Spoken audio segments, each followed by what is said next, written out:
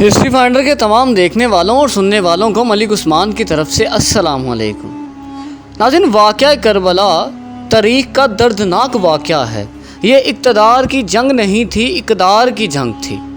ناظرین، یہ دو شخصیتوں کی لڑائی نہیں تھی بلکہ دو نظریات کا ٹکراؤ تھا۔ ناظرین، یزید ظلم کی علامت ہے اور حضرت امام حسین علیہ السلام امن کی علامت ہے۔ ناظرین، آج ہم آپ کے ساتھ واقعہ کربلا بیان کریں گے، آپ کے ساتھ شیئر کریں گے۔ ناظرین، یزید جب تخت نشین ہوا تو اسے یہ فکر ہوئی کہ امام حسین علیہ السلام، عبداللہ بن زبیر، عبداللہ ابن عباس یہ میری بیعت کریں، اور وہ ولید بن عقبہ کو خط لکھتے ہیں کہ ہر صورت میں ان کی بیعت لو، اور اگر بیعت نہ دیں تو زبردستی کرو۔ ناظرین، پھر حضرت امام حسین علیہ السلام کو بلاوا آیا کہ آپ کو دارالامان میں بلایا جا رہا ہے، ولید بن عقبہ کا پیغام آپ کو پہنچتا ہے۔ آپ اس وقت فرماتے ہیں کہ اس وقت جو پیغام پہنچا ہے یہ کسی خطرے سے خالی نہیں، تو کچھ سواروں کو ساتھ لیتے ہیں اور کہا تم باہر ہی کھڑے رہنا، اگر میری آواز بلند ہوئی تو تم اندر آ جانا، ورنہ باہر ہی انتظار کرنا۔ ناظرین، آپ علیہ السلام اندر آ گئے۔ ولید بن عقبہ نے مروان کو بھی بلایا تھا۔ مروان بن حاکم گورنر مدینہ ولید بن عقبہ سے پہلے رہ چکے ہیں، تو اس نے مشورہ دیا کہ سختی کی جائے۔ خیر، ولید بن عقبہ نے کہا کہ یہ خط ہے، حضرت امیر معاویہ کا انتقال ہو گیا ہے اور یزید تخت نشین ہوا، لہٰذا وہ آپ سے بیعت کا مطالبہ کرتا ہے۔ تو حضرت امام حسین علیہ السلام نے فرمایا کہ میرے جیسے آدمی یوں اس طرح چھپ کر بیعت نہیں کر سکتا، اور پھر آپ واپس پلٹے کہ مروان بن حکم نے ولید بن عقبہ سے کہا کہ یہ موقع ہے، جانے نہ دیا جائے، اور اگر یہ نکل گئے تو دوبارہ تم قابو نہیں پا سکے گے۔ ناظرین، امام حسین علیہ السلام نے یہ بات سن لی۔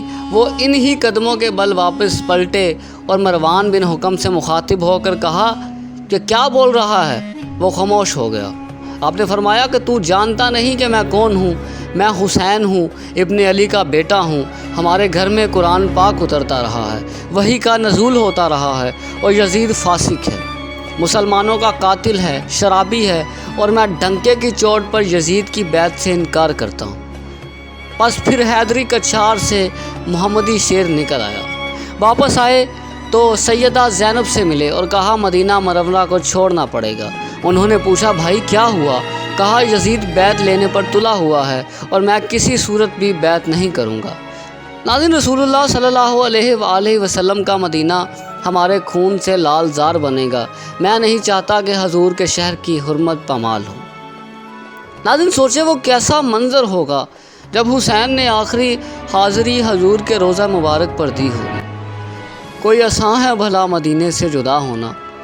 ناظرین، محمد بن حنفیہ کے علاوہ خاندان نبوت کے جتنے لوگ تھے انہوں نے شہر مدینہ کو الوداع کہا اور مسجد نبوی کو چھوڑ کر مکہ کی طرف سفر شروع کر دیا۔ ناظرین، 3 شعبان المعظم کو مکہ پہنچتے ہیں اور ادھر کوفیوں کے خطوط آنا شروع ہو جاتے ہیں۔ حضرت امام حسین علیہ السلام قاصد کو صورتحال معلوم کرنے کے لیے بھیجتے ہیں۔ 4000 کوفی آپ کے ہاتھ پر بیعت کر دیتے ہیں۔ ادھر 25 پیدل حج کرنے والے امام حسین علیہ السلام 8 ذوالحج کو احرام باندھتے ہیں، لیکن ان کو پتہ چلتا ہے کہ حاجیوں کے روپ میں قاتل چھپا دیے گئے ہیں، تو اس احرام کو حج کی بجائے عمرے میں بدلتے ہیں اور کوفے کی جانب سفر باندھتے ہیں۔ ناظرین، سوچیں یہ کس قدر مشکل مرحلہ تھا۔ اس دین کی آبرو کو بچانے کے لیے آپ نے کتنا بڑا قدم اٹھایا۔ آپ کے دوست احباب، دوسرے صحابی اور عبداللہ بن عمر سارے آپ کو روکتے ہیں۔ حضرت عباس علیہ السلام کہتے ہیں حضرت نہ جائیے، لیکن آپ ایک فرض کو نبھانے جا رہے ہیں اور کہتے ہیں کہ میرے مہربانوں، میرے غم گساروں، مجھے نہ روکو، مجھے جانے دو، مجھے نانا کے دین کی ڈوبتی کشتی کو بچانا ہے، مجھے جانا ہے کہ دنیا پر وفا کا نام رہ جائے، میں رہوں نہ رہوں عظمت اسلام رہ جائے۔ ناظرین، حضرت امام حسین علیہ السلام یہاں سے چلتے ہیں، ابھی رستے میں ہی پہنچتے ہیں کہ یہ خبر آتی ہے کہ کوفی والوں نے بے وفائی کر دی ہے۔ حضرت مسلم بن عقیل کو شہید کر دیا گیا ہے، نعمان بن بشیر معذور کر دیے گئے، ابن مرجانہ ابن زیاد وہاں متعین کر دیا گیا ہے۔ جو سخت گیر شخص تھا اس نے لوگوں کو ڈرایا دھمکایا، جسے سے کوفہ والوں کے دل بدل گئے اور وہ بیعتیں توڑنے لگے۔ وہ منظر کتنا دل گداز تھا کہ جب حضرت امام حسین علیہ السلام نماز کے لیے کھڑے ہوئے تو 40,000 لوگ آپ کے پیچھے تھے اور جب سلام پھیرا تو دیکھا لوگ آپ کے پیچھے نہیں ہیں۔ پھر لوگوں نے اپنے دروازے بھی بند کرنا شروع کر دیے۔ وہ جنہوں نے خط لکھے تھے کہ ہم آپ کے ساتھ ہیں اور ہم منتظر ہیں آپ کے قدموں کی چھاپ سننے کے لیے، آج انہوں نے بیعت توڑ دی۔ ناظرین، مسجد کوفہ کا وہ منظر کس قدر روح کو تڑپا دینے والا تھا۔ آپ کے ساتھیوں نے کہا کہ حضور، ہمیں لگتا ہے کہ اگر آپ آگے بڑھیں گے تو وہ آپ کے ساتھ سلوک ٹھیک نہیں کریں گے۔ حالات یکسر تبدیل ہو گئے تو آپ سوچ و بچار میں پڑ گئے۔ پھر آپ نے فیصلہ کیا کہ ہم آگے بڑھیں گے۔ دوستوں نے آپ کو آگے بڑھنے سے روکنا چاہا تو امام حسین علیہ السلام نے وہاں ایک طریق ساز خطبہ ارشاد فرمایا کہ لوگو، تم جو مجھے بتا رہے ہو میں جانتا ہوں، اور جو کچھ ہونے والا ہے چشم تصور وہ مناظر دیکھ رہی ہے، کیونکہ حضرت امام حسین علیہ السلام کے شہید ہونے کی خبر ان کے پیدا ہوتے ہی خاندان نبوت میں عام تھی، کیونکہ آپ کے شہید ہونے کی خبر حضرت جبرائیل علیہ السلام نے آ کر بتائی تھی کہ حضور، آپ کا یہ بیٹا شہید کر دیا جائے گا۔ ناظرین، آپ میدان کربلا میں خیمہ زن ہیں، دوسری طرف لشکر 22,000 کی تعداد میں ہے، ایک روایت کے مطابق 30,000 ہے۔ اب صبح طلوع ہوتی ہے، سورج اپنی پوری آب و تاب کے ساتھ گرمی برسا رہا ہے۔ عاشوراء کا دن ہے اور آج خاندان نبوت امتحان زمانہ نے دیکھنا ہے۔ حضرت امام حسین علیہ السلام لشکر سے فرمانے لگے کہ میں نے تمہارا کچھ نہیں بگاڑا، میں نے کسی کا خون نہیں بہایا، تو تم کیوں میرے قتل کے در پر ہو؟ مگر ان پر کوئی صدا اثر نہیں کی۔ تم جانتے نہیں کہ میں تمہارے نبی کا نواسا ہوں، لیکن ان کے دل پر کوئی اثر نہ ہوا، سوائے ایک شخص کے کہ اس کے دل میں اللہ تعالیٰ نرمی ڈالتا ہے اور وہ قافلہ یزید سے نکل کر قافلہ حسینی میں آ جاتا ہے۔ باقی 22,000 کا لشکر امام حسین علیہ السلام کے قتل کے در پہ ہے۔ حضرت امام حسین علیہ السلام کے گھرانے کی خواتین پیاس کی شدت سے ہلک خشک ہیں۔ ناظرین، حضرت سکینہ تڑپ کر اپنے باپ سے کہتی ہیں کہ مجھ سے 6 ماہ کے اصغر کی پیاس نہیں دیکھی جاتی، اور پھر وہ اس بچے کو اپنے ہاتھوں پر اٹھاتی ہیں اور نہر فرات کے کنارے پر پہنچ کر فرماتی ہیں کہ تمہارا معاملہ میرے ساتھ ہے، اس 6 ماہ کے بچے نے تو تمہارا کچھ نہیں بگاڑا، ہم چلو بھر پانی سے اس کا حلق سراب کرنا چاہتے ہیں۔ ناظرین، اتنے میں ایک تیز رفتار تیر آتا ہے جو حضرت علی اصغر علیہ السلام کے حلق کو چیر دیتا ہے۔ ناظرین، حضرت امام حسین علیہ السلام وہ خون لیتے ہیں اور آسمان کی جانب اچھال کر کہتے ہیں کہ مالک حسین کی یہ قربانی بھی قبول کر۔ ناظرین، میں سلام پیش نہ کروں حسین پر، 6 ماہ علی اصغر ہاتھوں میں دم توڑتا ہے، اس کی گردن لٹک جاتی ہے لیکن زبان پر شکایت نہیں۔ ناظرین، اب خیمے کی طرف آتے ہیں۔ شہزادے کو خیمے کے قریب رکھ کر کہتے ہیں کہ یہ حوض کوثر سے سیراب ہو گیا ہے۔ خیموں کے اندر کہرام مچ جاتا ہے۔ ناظرین، کیا منظر ہوگا اور کن کیفیات کے ساتھ اس منظر کو بیان کیا جا سکتا ہے جو اہل بیت کے خیموں کے اندر علی اصغر کی وفات کے بعد کا منظر ہوگا۔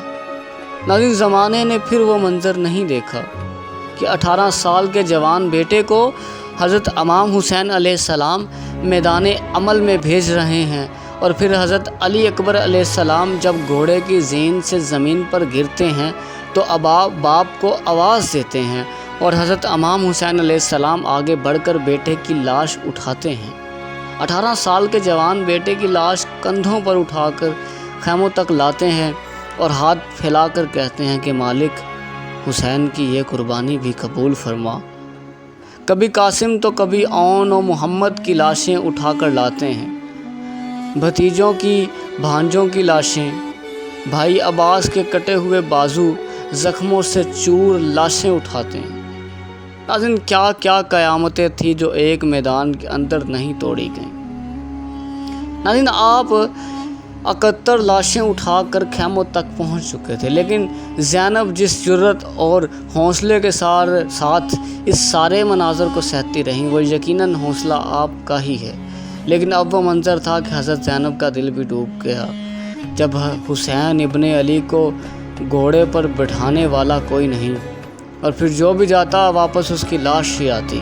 ناظرین، حضرت امام حسین علیہ السلام اٹھے اور حضرت زینب کو صبر کی تلقین کی اور فرمایا کہ میرے بعد اسلام کی ان شہزادیوں کے پردے کی حفاظت تم نے کرنی ہے، اور پھر گھوڑے کی زین کس کر آپ لشکر کی جانب روانہ ہوئے۔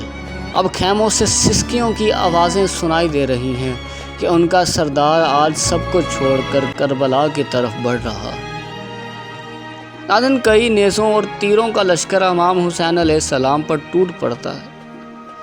پھر امام حسین علیہ السلام میدان میں آتے ہیں۔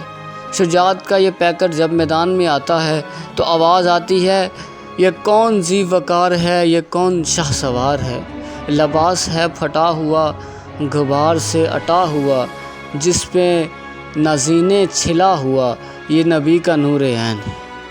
اور پھر دشمن تیر برساتے ہیں، تلواروں سے آپ کے بدن پر ضربیں لگاتے ہیں اور نیزوں سے آپ کا بدن پرو دیتے ہیں۔